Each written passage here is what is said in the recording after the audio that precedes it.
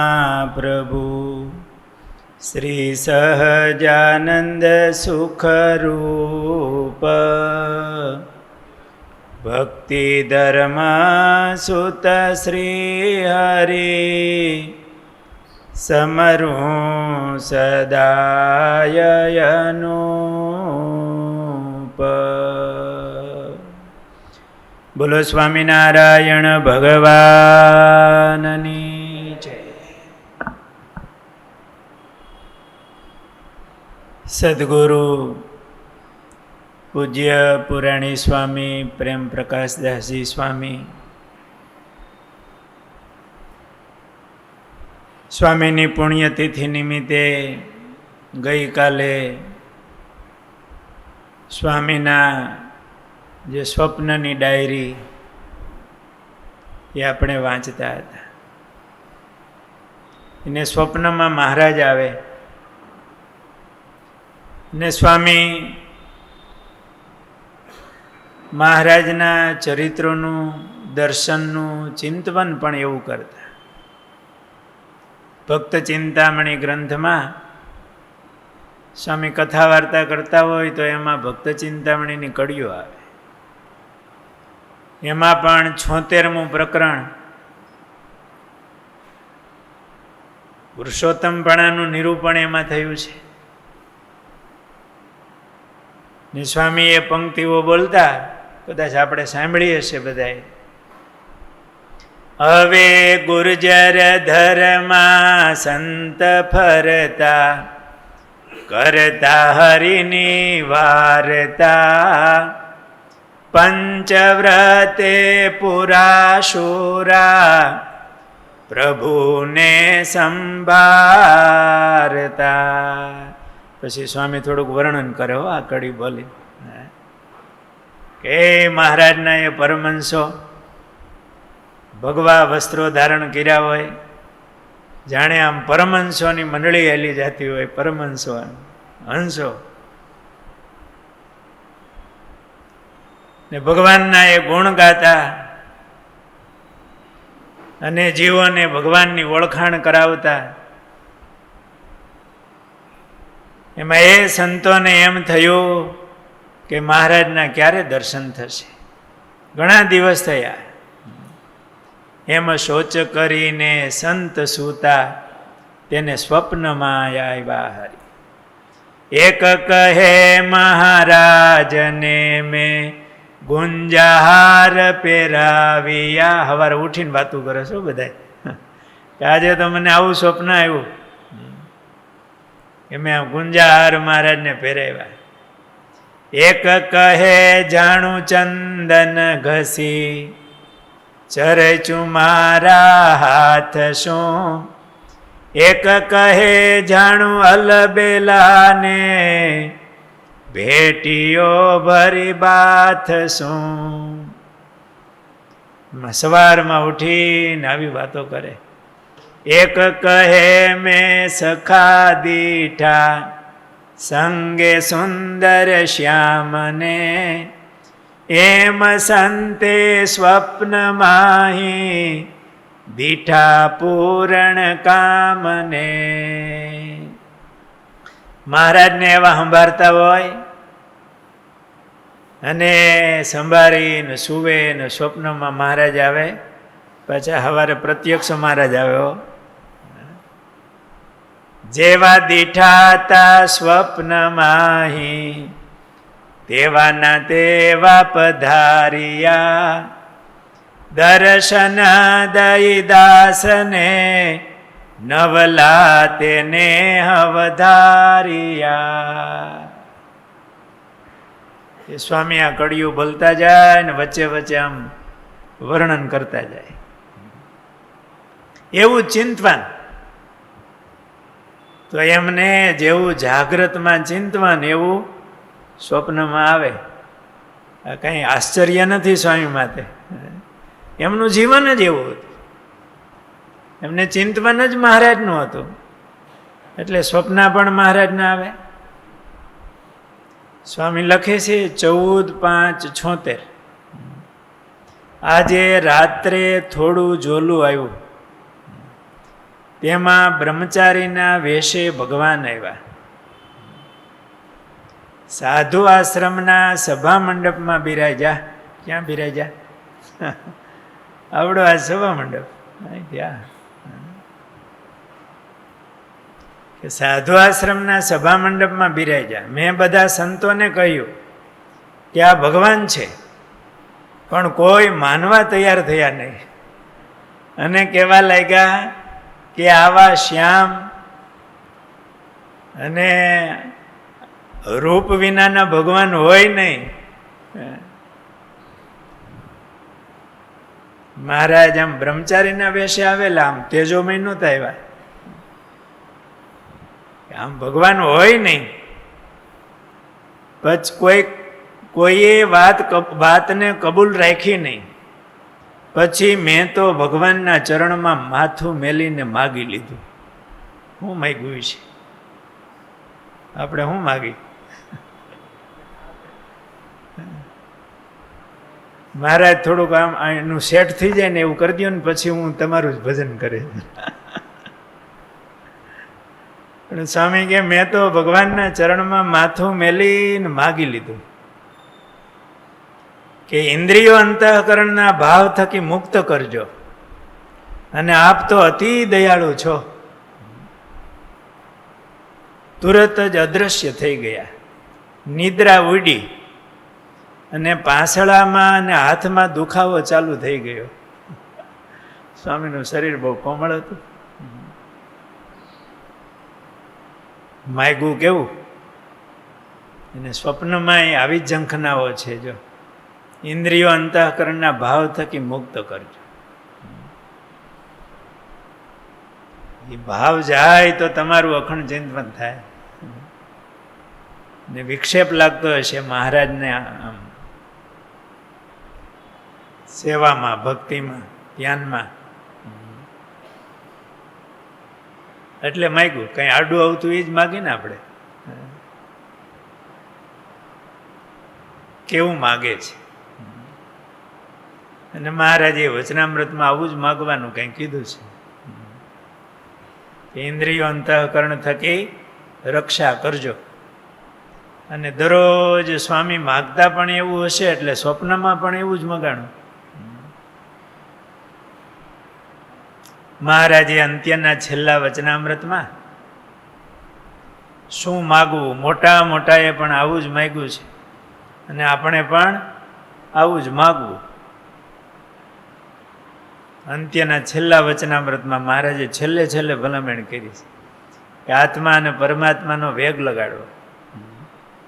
એના દ્રષ્ટાંત આપ્યા. ને ભગવાન પાસે એવું માગવું કે હે મહારાજ, આ દેહને વિશે અહમ બુદ્ધિ, દેહ સંબંધી પદાર્થમાં મમત્વ બુદ્ધિ, એને ટાળજો. અને જેને ટળી હોય અને તમારે વિશે પ્રીતિ હોય, એને વિશે હેત ને મમત્વ થાજો. આવું મહારાજે માગવાનું કીધું. મોટા મોટા એ જ માગ્યું છે.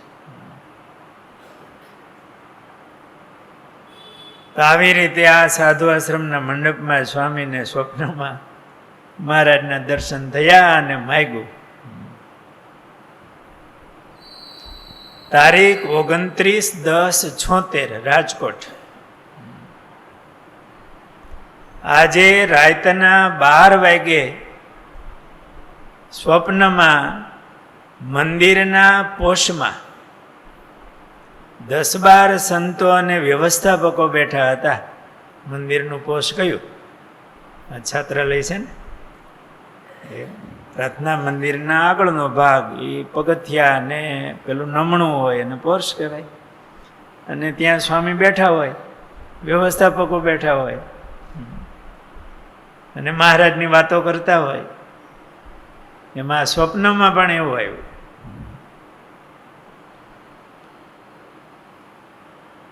મંદિરના પોષમાં 10-12 સંતો અને વ્યવસ્થાપકો બેઠા હતા. ડાયભાઈ તમે હતા કે નહોતા? એ વ્યવસ્થાપક ઘણું રહ્યા સ્વામી વખતે. સ્વામી મેં બહુ હેત.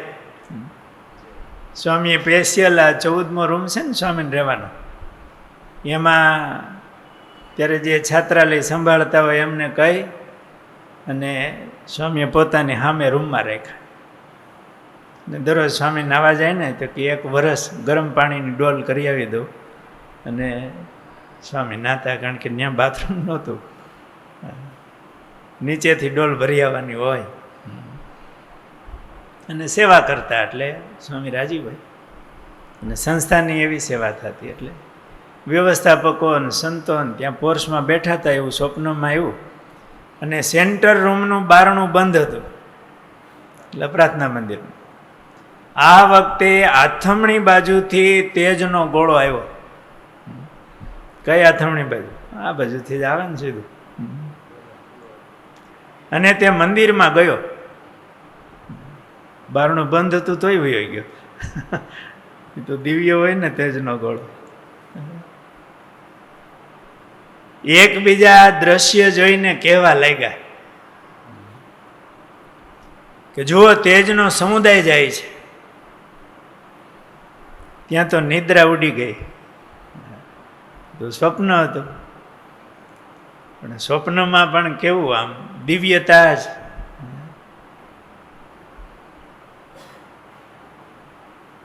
તારીખ 12/8/1977 તોરી ગામ સ્વામી હતા. અને સ્વપ્ન આવ્યું છે. આજ તો નિષ્કુળાનંદ સ્વામી આવ્યા સ્વપ્નમાં. આજે બપોરે 12 વાગ્યા પછી સ્વપ્નમાં, બપોર જેમાં પછી થોડીક વામકુક્ષી કરી હોય ને, સ્વપ્નમાં સુંદર મનોહર મંદિર દેખાયું. આ મંદિરમાં ભગવાનની મૂર્તિઓ સુશોભિત હતી. તેના દર્શન પ્રેમ સહિત કર્યા. સ્વામી સ્વપ્નમાં દર્શન આમ પ્રેમ સહિત જ કરે છે. કેમ એમ સ્વપ્નમાં પ્રેમ સહિત દર્શન થતા હશે? જાગ્રતમાં કરે ને ત્યારે પ્રેમ સહિત થતા હોય. એવા આમ વાતો કરે પ્રગટ ભાવથી. આપણે કોઠારી સ્વામી હતા ને, દર્શન કર્યા હોય ભક્તોએ. સ્વામીને ગજરો, હરિકૃષ્ણ મહારાજને, ઘનશ્યામ મહારાજને ગજરો પહેરાવે. મહારાજે જરાક વાતું કરે. પાછળ થોડાક આપણે ઊભા હોય તો આમ સંભળાય. આ મંદિરમાં ભગવાનની મૂર્તિઓ સુશોભિત હતી. તેના દર્શન પ્રેમે સહિત કર્યા. અને મંદિરના ઘુમ્મટમાં નિષ્કુળાનંદ સ્વામી બેઠા હતા. તેમને મેં પ્રણામ કર્યા. સ્વામીને નિષ્કુળાનંદ સ્વામી મેં હેત, કારણ કે ભક્ત ચિંતામણી સ્વામીનું જીવન હતું. એટલે નિષ્કુળાનંદ સ્વામીમાં તો હેત હોય ને. કોઈ આપણને મોટું ધન આપ્યું હોય તો એમાં હેત હોય કે ન હોય? હા, કાંઈ દયા કરીને જ મોટા પાર્ટનર બનાવી દીધા હોય 1 રૂપિયા વિના. કે મોટું ધન આપ્યું હોય તો એનો ગુણ હેત રે. સ્વામીને નિષ્કુળાનંદ સ્વામી હેત, કારણ કે કેવું ધન આપ્યું. ભક્ત ચિંતામણી સ્વામીએ બનાવી દીધી. અને મહારાજના ચરિત્રો કેવા ગવાય. એટલે નિષ્કુળાનંદ સ્વામી બેઠા હતા, તેમને મેં પ્રણામ કર્યા. પછી મેં પૂછ્યું, સ્વામી આપને અહીંથી જામનગર તરફ જવું છે? એટલે સ્વામી આમ હા પાડી છે. ત્યારે મેં કહ્યું કે અમે ગુરુકુલમાંથી મોટર લઈને આવ્યા છીએ. ત્યારે મોટર દુર્લભ હતી ભાઈ. 77ની સાલ છે. મેં ગુરુકુલમાંથી મોટર લઈને આવ્યા છીએ. તો તમો તે મોટરમાં બેસીને રાજકોટ પધારો. સ્વામીને સ્વાર્થ થઈ છે. ગુરુકુલમાં નિષ્કુળાનંદ સ્વામી આવી જાય ને, પ્રસાદીનું થઈ જાય. ત્યાંથી જ્યાં જવું હશે ત્યાં પહોંચાડશું. જેથી તેમણે હા પાડી અને ગુરુકુલમાં આવ્યા. ને સ્વપ્ન ઉડી ગયું. ઓ કેવા એમના સ્વપ્નાઓ છે, જુઓ તો ખરા.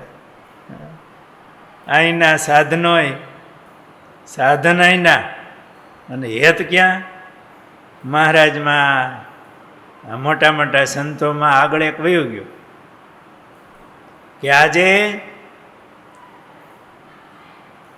જુનાગઢના જૂના સભા મંડપમાં સ્વામી નારાયણદાસજીને કથા સંભળાવી. હું કદાચ એવું અનુમાન કરું છું સ્વામીને નારાયણદાસ સ્વામીના દર્શન હશે. નારાયણદાસ સ્વામી લગભગ 88માં ધામમાં ગયા, એટલે સ્વામીના સાધુ થયા હોય ને 2 વર્ષ દર્શન થયા હોય, 11 વર્ષની ઉંમરે સાધુ થયા.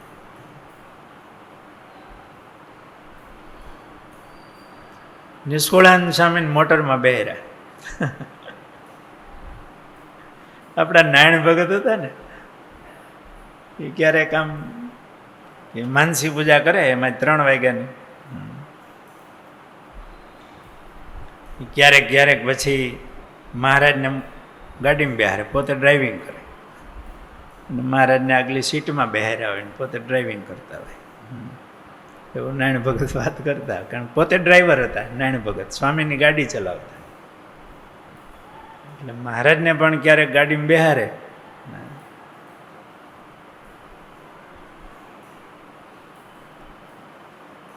27/11/77 આજે બપોરે સ્વપ્નમાં ઠાકોરજીને નવરાવતા મસ્તક નમાયું. પોતાના હરિકૃષ્ણ મહારાજ એને સ્વામી સ્નાન કરાવતા હતા અને મહારાજે મસ્તક નમાયું. ત્યારે મનમાં બીક લાગી કે શું થયું હશે, ઠાકોરજીને કોણે પછાડ્યા હશે. તેવામાં હાથ પગ પણ હલવા માંડ્યા અને ધાતુ પ્રતિમાનો ભાવ વિસરાઈ ગયો.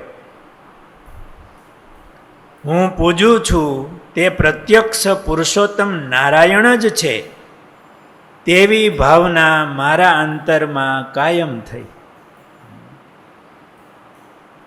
પછી એ ઠાકોરજીના ભાવમાં મૂર્તિમાં ધાતુભાવ ન રહ્યો કે આ પ્રત્યક્ષ પુરુષોત્તમ નારાયણ જ છે, એવો અંતરમાં કાયમ ભાવ થઈ ગયો. અને સ્વામીની પૂજાના જેણે દર્શન કર્યા હોય, જે વિદ્યાર્થીઓ હશે એમણે દર્શન કર્યા હશે, સ્વામી સવારમાં પૂજા કરતા હોય એવા ભાવથી, અને પછી વિદ્યાર્થીઓ કીર્તન બોલતા હોય તો સ્વામી આમ ડોલતા જતા હોય, અને મહારાજની મૂર્તિમાં એવો પ્રગટ ભાવ, સ્વામી કે ત્યારથી અંતરમાં એવો ભાવ થઈ ગયો કે હું જે પૂજું છું તે પ્રત્યક્ષ પુરુષોત્તમ નારાયણ જ છે.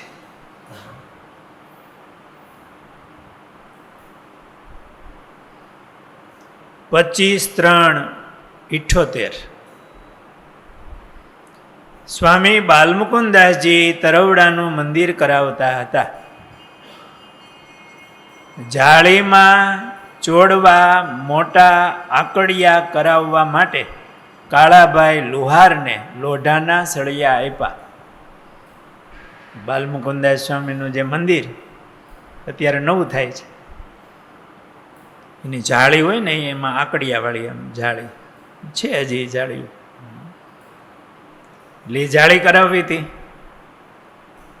એટલે એ આકડિયા જાળીના પકડાવવું પડે ને આમ લોખંડ બોલું એમ, તે કાળાભાઈ લુહારને લોઢાના સળિયા આપ્યા. તેમાંથી તેણે હાણસીનું એક પાંખિયું કરી લીધું. સેવા કરતા કરતા થોડોક લાભે લેવો તો જોઈએ.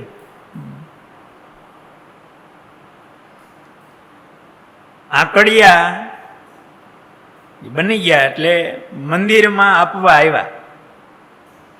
એ વખતે અંતર્યામીપણે સ્વામી બોલ્યા, કાળાભાઈ, સાણસીનું પાંખિયું તો સારું થયું છે ને?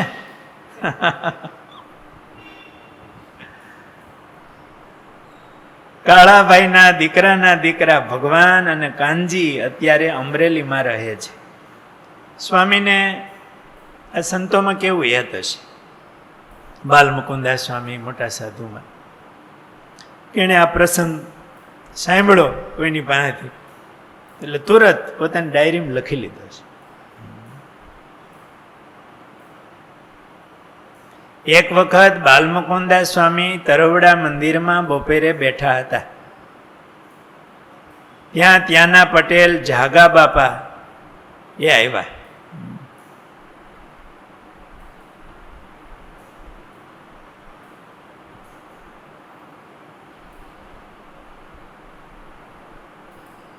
બીજો પ્રસંગ છે 29/3/78 રાજકોટ. બાલમુકુદાસ સ્વામીની દાઢ દુખતી હતી. ઓલો પ્રસંગ લાંબો છે એટલે હું છોડી દઉં છું. તે તરવડાથી શંભુભાઈ તથા કાળાભાઈ તથા ગગાભાઈ ખબર લેવા ગયા. સ્વામીને દાઢનો દુખાવો હતો એટલે આ તરવડાના ત્રણેય ભક્તો સ્વામીના ખબર કાઢવા માટે જુનાગઢ જતા હશે. તે રસ્તામાં ગગાભાઈએ કહ્યું, શંભુ, અમારા દીકરાનું સ્વામી પાસે નામ પડાવવું છે. એના દીકરાનો જન્મ થયો હતો. ત્યારે શંભુભાઈ કહે, આ તારા દીકરાનું નામ ડુંગર પાડ્યું છે. એટલે આવું મીંડાય છે ડુંગર કેવા. પણ હરિ એવું નામ હોય ને તો સારું, હરિભાઈ. હરિ નામ પણ આમ ભગવાનનું એવું સ્વામી નામ પાડે ને તો સારું. આવી રસ્તામાં વાતો થઈ હશે. ત્યાં જુનાગઢ ગયા, સ્વામીના ખબર અંતર પૂછ્યા અને વાત કરી કે સ્વામી, મારે ત્યાં દીકરાને ત્યાં દીકરાનો જન્મ થયો છે, તો એનું સ્વામી નામ પાડી આપો. ત્યારે સ્વામીએ કહ્યું, શું નામ પાડીએ? આ શંભુભાઈએ નામ ધાર્યું છે એ હરિભાઈ નામ બરોબર છે. આ બધાની વાતો ક્યાં થઈ હતી? રસ્તામાં. ને સ્વામીએ કીધું કે આ શંભુભાઈએ જે ધારી રાખ્યું છે ને એ આપણે હરિભાઈ નામ રાખ્યું. એમ અંતર્યામીપણે કહ્યું. આ વાત અમને, પુરાણી સ્વામી લખે છે, આ વાત અમને જેનું નામ પાડ્યું હતું તે હરિભાઈએ પોતે તરવડા મંદિરમાં કરી તે લખી લીધી છે. હરિભાઈની ઉંમર અત્યારે 65 વર્ષની લગભગ છે. એટલે ત્યારે 78ની સાલની વાત છે. અને આ વખતે પુરાણી સ્વામી, હરિપ્રસાદ સ્વામી તરવડા રહીને મંદિરની દિવાલ ને બધું કામ કરાવતા. અને મહંત સ્વામી પણ ઘણીવાર કહેતા, એ વખતે અમે સેવા કરવા વિદ્યાર્થી હતા અને જતા.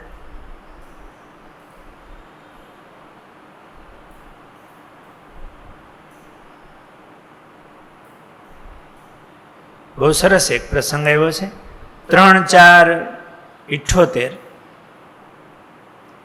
આજે કોઈ અજાણ્યું હરિમંદિર દેખાયું. કોઈ ધાર્મિક પ્રસંગ હોવાથી ઘણા સંત હરિભક્તો ભેળા થયા હતા. પ્રસંગ પૂરો થઈ રહ્યો એટલે બધા પોતપોતાને સ્થાનકે જતા હતા. અમે 4 સાધુ હતા.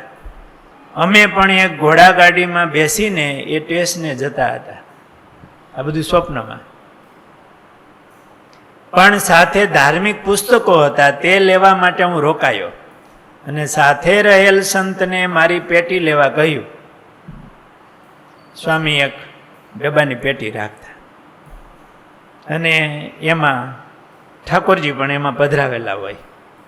કારણ કે બહાર જવું, ચાલીને જવાનું હોય, ટ્રેનમાં હરવા ફરવાનું થાય, તો આમાં હાથમાં તો રાખી ન શકાય. સંતને મારી પેટી લેવાનું કહ્યું, પણ તેણે ભૂલથી લીધી નહીં. આગળ જઈને પૂછ્યું તો પેટી લીધી ન હતી.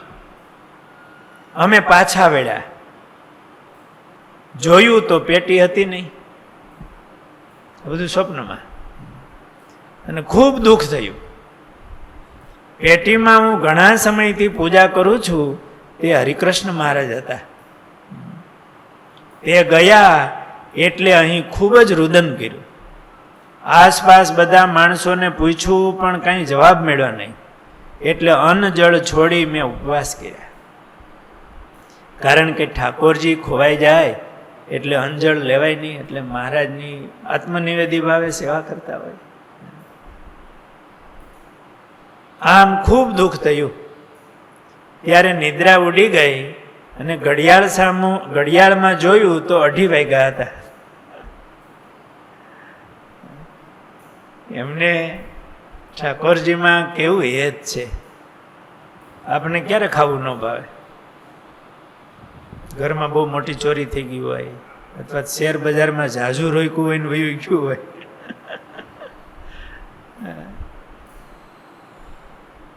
કે પૂજા ભૂલાઈ જાય તો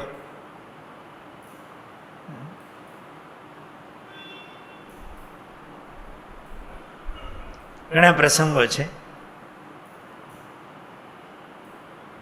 આપણે આ સભા પછી એ પ્રસંગો અહીંયા કહેશું. ઘણા પુરાણી સ્વામી આવા મહારાજમાં પ્રીતિવાળા, મહારાજની અણીશુદ્ધ આજ્ઞા પાળનારા અને મહારાજને રાજી કરવા માટે એમણે જીવોને અભયદાન આપવા અને ગુરુદેવ શાસ્ત્રીજી મહારાજે આ અભયદાનનું સદાવ્રત બાંધ્યું.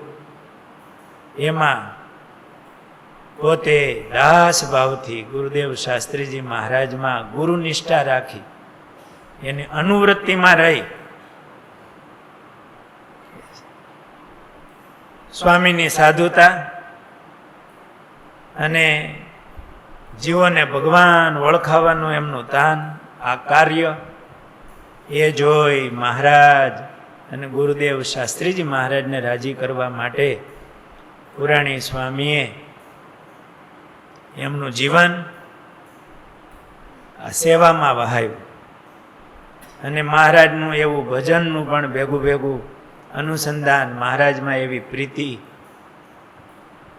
મહારાજની આજ્ઞાનું એવું અનુસંધાન, અને બહુ દિવ્ય રીતે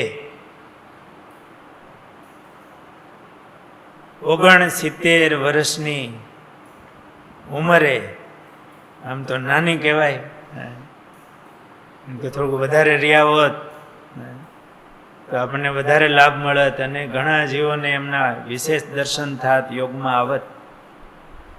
પણ 69 વર્ષની ઉંમરે અષાઢ સુધી પાંચમના દિવસે સ્વામી મહારાજના ધામમાં પધાર્યા. સહજાનંદ સ્વામી મહારાજ